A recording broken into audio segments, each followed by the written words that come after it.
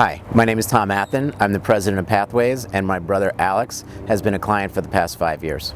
My name is Tom Friend, and this is my wife Kathy, and we're Tom Friend's parents. He's a client of Pathways. Hi, my name is Bonnie Robbins. I am the mom of the wonderful Jesse Robbins. Pathways is an incredible organization. It has affected our family in the most positive way. I don't have to worry anymore about Jesse's needs, and I know not just well taken care of, but he really likes being with the group, and he really likes living at Millbank, and that is a huge blessing. Alex has been in different organizations since he was 18 years old, and Pathways is by far the best and the most comfortable for him. He says it best himself when he says at other organizations he was just a number, and at Pathways he's a real person, and people care about him and treat him that way, and that's just amazing that he's able to live here and live his best life. The structure is just the greatest thing for him. He's happy. He's in a safe place that he actually calls home now. Yeah. Say, okay, I'm ready to go home. He'll say home. He considers that his home. Some of the stigmas that we've experienced are sometimes people think of Alex as mentally ill as opposed to just Alex. And Alex is really just a person like the rest of us, and we all struggle with issues.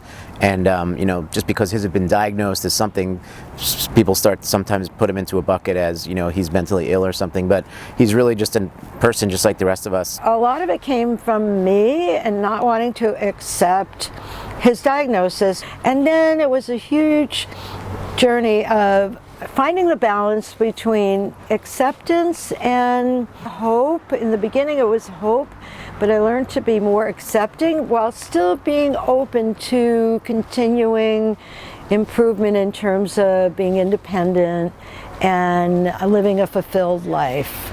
Me, I had guilt as the nurse and the caretaker in the family, but now I've come to terms with it, and I realized it wasn't me per se as mom or nurse, that this is what happens with mental illness, and that we've accepted his strengths, and he's just a wonderful young man now that we truly can enjoy a relationship with, which is wonderful.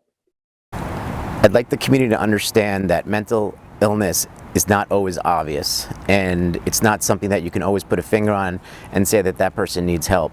It's within each person, it's a spectrum. There are people out there struggling who need help, and you may not know it, and they might not ask for help, but you should be a little more compassionate and thoughtful. When people are afraid of people with mental illness, they think that they're going to be subject to some kind of violence from the mentally ill people, and that just is not true. Mentally ill people with severe chronic mental illness are more likely to be victims than victimizers. I would like moms to realize it's not their fault, and that there is help out there if they can accept the words mental illness.